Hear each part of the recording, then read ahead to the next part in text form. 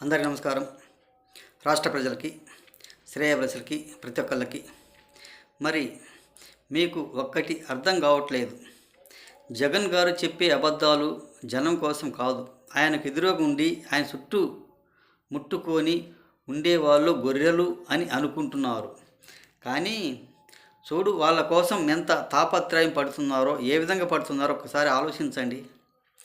ఎక్కడ వైసీపీకి దూరం అవుతామో అన్న ఆలోచనతో వాళ్ళందరూ ఏం చెప్పినా వింటారు, ఎలా చెప్పినా వింటారు అన్న ఆలోచనతో అదే అబద్ధాలు, అదే మాటలు మాట్లాడుతూనే ఉంటాడు. కానీ నిజం అనేది ఏ ఒక్క మాట కూడా మాట్లాడు, ఏ ఒక్క పని కూడా చేయలేడు.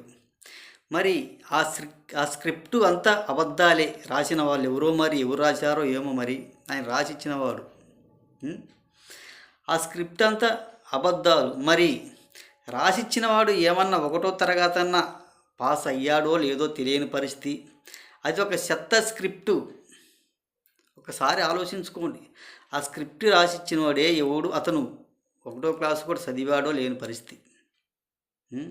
అది ఒక చెత్త స్క్రిప్ట్ పెట్టుకొని దాన్ని చదువుకుంటూ అబద్ధాలు ఆడుకుంటూ ఉండటం తప్ప దేనికి పనికొచ్చే వాళ్ళు మాత్రం కాదు. మరి ఆయన కళ్ళు మూసుకొని చదవకపోతే కొంచెం చూసి అర్థం చేసుకొని సరిగ్గా మాట్లాడవచ్చు కదా. ఒక్కసారి ఆలోచించుకోండి.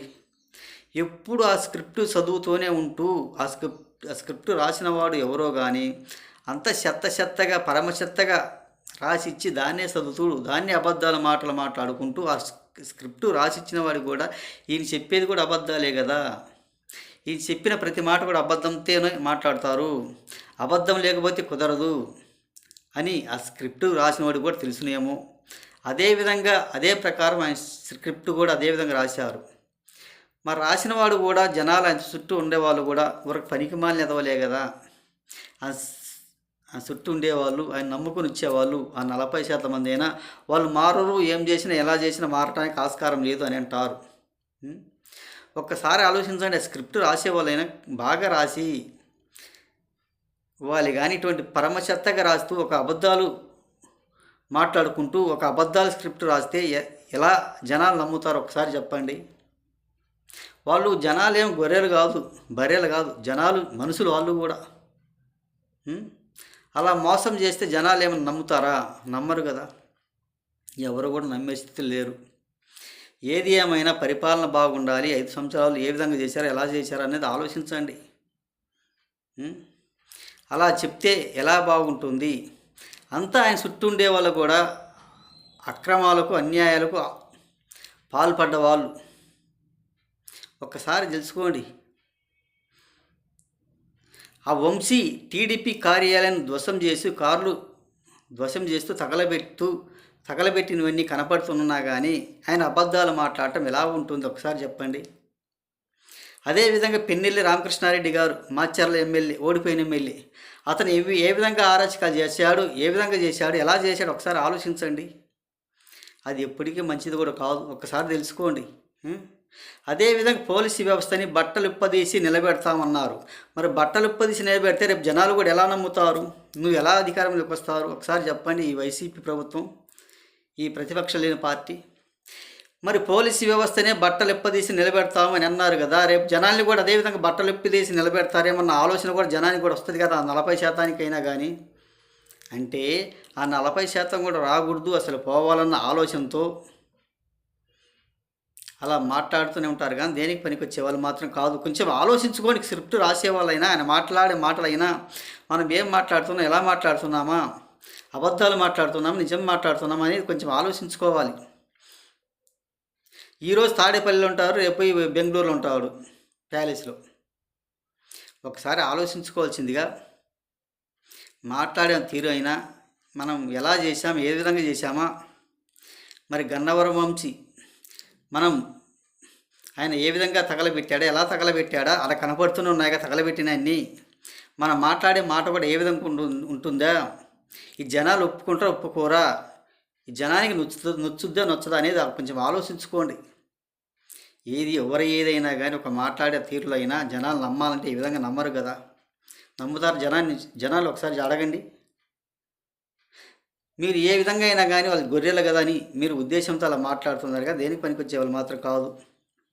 అదిగో తెలంగాణ బీఆర్ఎస్ విస్తృత స్థాయి సమావేశం అంట పెట్టి జనాలు కుప్పలు కుప్పలు తిప్పలు తిప్పలుగా ఒక సీమలతోడు బయలుదేరినారు. ఏముందాడు, ప్రతి ఒక్క పార్టీ కార్యకర్తలు పార్టీలో ఉన్న జనాలే కానీ ఆయన సొంతంగా వచ్చిన వాళ్ళు మాత్రం కాదు. కేసీఆర్ గారు కనపడక చూడటానికి వచ్చిన వాళ్ళేమన్నా ఎలా నమ్ముతారు? వాళ్ళందరూ చూసి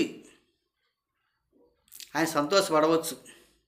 వాళ్ళు వీళ్ళకి ఓట్లు వేసిన వాళ్ళే మాత్రం కాదు.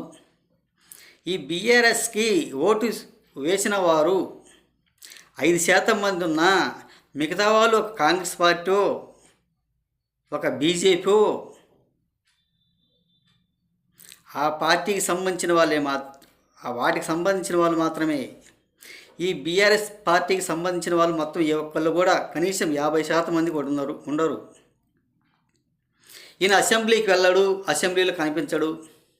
ఇటువంటి పార్టీ సమావేశాలు పెట్టుకొని అటువంటిప్పుడు కనిపిస్తాడు. మళ్ళీ ఇప్పుడు పోతాడు, రేపు మళ్ళీ బహిరంగ సభలో కనిపిస్తాడు కేసీఆర్ గారు. అసెంబ్లీలో కనిపించడు. మనిషి అలా చేస్తూ ఏది ఏమైనా ఒకసారి బదులు 2 సార్లు చూద్దాం. సంక్షేమం అందిస్తున్నారు, ఉచిత బస్సు ప్రయాణం ఇచ్చారు, ప్రతి ఒక్కటి అందజేస్తున్నారు, మనకు మంచి చేస్తున్నారన్న ఆలోచన కూడా జనానికి ఉంటుంది. ఒకసారి ఆలోచించుకోండి. అదేవిధంగా ఎలా చేస్తుంది, ఏ విధంగా చేస్తుంది కొంచెం ఆలోచించుకోండి.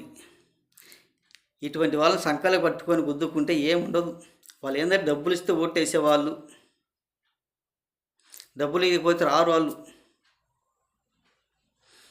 వాళ్ళు నిజాయితీ పరులు కాదు. డబ్బులు ఇస్తే మేము ఓటేస్తాం, లేకపోతే రాము అనేవాళ్ళు ఒక సందడిగో, ఒక జల్సాకో, ఒక సరదాకు వచ్చి జైలు కొట్టేవాళ్ళే కానీ ఓటు షేరు సరిగా వేసిన వాళ్ళు మాత్రం కాదు. ఒక్కసారి తెలుసుకోండి. వాళ్ళని చూసి మనం సంకలు గుద్దుకుంటే ప్రయోజనం ఏముండదు అని తెలియజేస్తూ, మళ్ళీ బీఆర్ఎస్ సమావేశం అంట ఈరోజు. మళ్ళీ తండోపతండోలకు మళ్ళీ బహిరంగ సభ కూడా పెట్టవచ్చు అని తెలియజేస్తూ, రాష్ట్ర ప్రజలకి, శ్రేయోభిలాషులకి, ప్రతి ఒక్కళ్ళకి హృదయపూర్వక ధన్యవాదాలు.